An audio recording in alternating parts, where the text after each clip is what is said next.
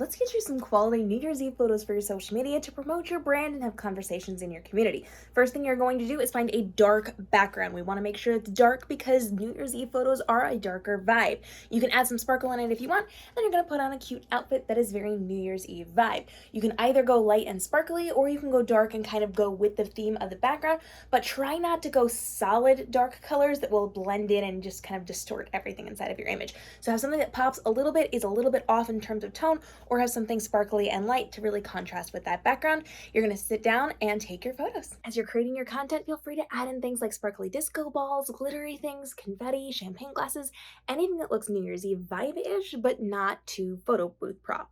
As you're creating your photos, try different angles. Be straight onto camera, turn to the side, make sure you're working up and down angles, and that you're working with the props around you. So if you've got a champagne flute, hold that up, make sure you're holding it in different hands, both hands, higher, lower, out to the camera, over to the side. You do not have to look at the camera the entire time. You can smile at the camera, you can laugh, you can have fun, you can throw confetti. You can also look off to the side as if you were in a party mode and you were talking to other people and you were surrounded by things going on. So it can be a little more on the candid side, or it could be a little more on the pose side, depending on what you are looking for. The goal here is to try different angles and different ways of working with your props to see what you're going to like best. And always be sure that you are taking multiple images so that you've got a lot to choose from, whether you are using a camera or you are using your phone and you're taking things on a self-timer, or you are recording something on your phone in video mode and taking screenshots of that later. Open Photoshop and pull up your control panel to the Contrast and Brightness tab. You are going to lower your brightness and raise up your contrast because we're going for more of an evening look for this. We want to tone down the lighting and bump up the contrast. Now you're going to open a curves panel and you're going to go into the blue channel from RGB down to blue. You want to sway this more toward the blue side, again going back to that evening look. Then you can go into some of the other channels. I like to go into red next and add just a little bit of red into this so that you can get some of that natural skin tone back. Again, remember we're doing nighttime photos here, so we are making sure it is swayed toward the blue, it is darker toned, and we want to bump up that contrast so that we can very clearly see the image. Once you've done that, you can go back into your curves panel and you can adjust as needed. You may want to sway it a little more to the blue, a little more to the yellow, depending on what works best for your skin tones and for the coloring in the image that you are going to be using. Now open your hue and saturation panel. You are going to bump up the saturation and bring down the lightness to balance it out a little bit. You can also sway your color tones a little bit if you want, again, depending on the coloring in your specific image. The next step is to open up your curves panel again, and this is one of the most important steps that you can take. You're going to stay in RGB and you're going to put your anchor points for the top 3 on the line where it is, but your bottom left-hand corner is going to be dragged up to give it a matte finish look. Then from there you have the ability to adjust those points. You can drag them down a little bit, drag them up. You want a slight S-curve on this, but the key element is that lower left-hand corner is raised up for the matte finish. Once you've got that where you want it, you're going to open another brightness and contrast panel. You are going to adjust your brightness as needed and add in a little bit more contrast.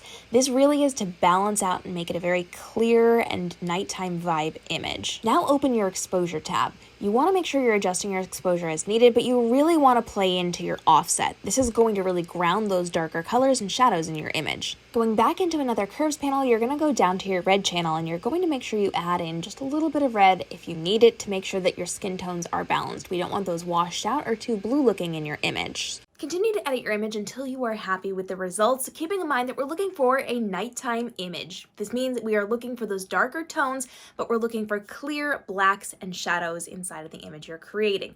Now, if at any point you feel like something is a little too intense on one particular area of your image, you can add a layer mask to any of the individual steps that you took, or take all the steps, put them into a folder, and then add the layer mask. Then using a soft round brush on 100% opacity, you can just go over the mask and you have the ability to remove it entirely from that section of the image, or lower the opacity of the brush and brush it off of just that one particular section and lower the opacity of what you are going to be creating without removing it entirely. This is going to be helpful if your skin tone is a little bit off and you just want to remove some of the yellow or some of the red from the skin tone, or maybe you're a little bit too blue. You just need to brush that off a tiny bit, play with your opacity levels, and you have the ability to remove it from there. However, if you don't want to do this, if this seems like a lot of work to you, you can actually do this in one single click. In the caption caption, I have linked the action for this Photoshop look. So you have the ability to grab this action and import it into your Photoshop simply by dragging it over the Photoshop icon. It will put it in your actions panel. You can click the play button on that, and in one simple click,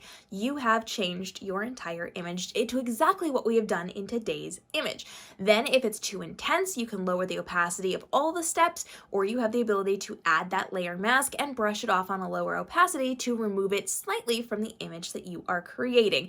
Let me know, do you want to see more of these tutorials for upcoming holidays like Valentine's Day so that you have the ability to easily create your social media content in just a couple of minutes? And make sure that you are following along for the Self-Portrait Academy series here on the platform, where I'm showing you how to take photos of yourself by yourself in minutes without anybody helping you along the way for your social media, so you can grow your community and conversations on your social platform. Subscribe and hit the notification bell so that you don't miss out on any of the daily videos to help you level up on navigating social media, saving time creating your content so you can make more profitable content for your social but spend less time doing it. And for tutorials just like this one, where you can learn how to use things like Photoshops and other tools and resources to take the time and effort out of your content creation. I'll see you in the next episode.